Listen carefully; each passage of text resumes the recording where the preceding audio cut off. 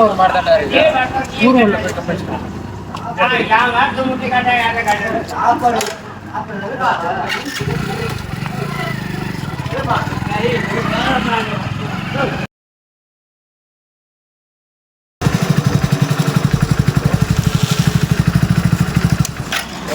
ஒரு டோட்டல் ஒன்று வணக்கடா.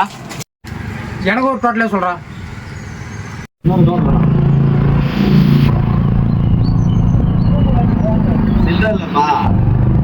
சரி, ஒன்றும் பிரச்சனை இல்லைண்ணா. இதை போயிட்டு வரோம். அது வரைக்கும் சில்லறை ரெடி பண்ணி வைங்க. அட என்னப்பா உங்களை தெரியாதாப்பா? நீ குப்பம் பையன், அவன் சிவா பையன்பா.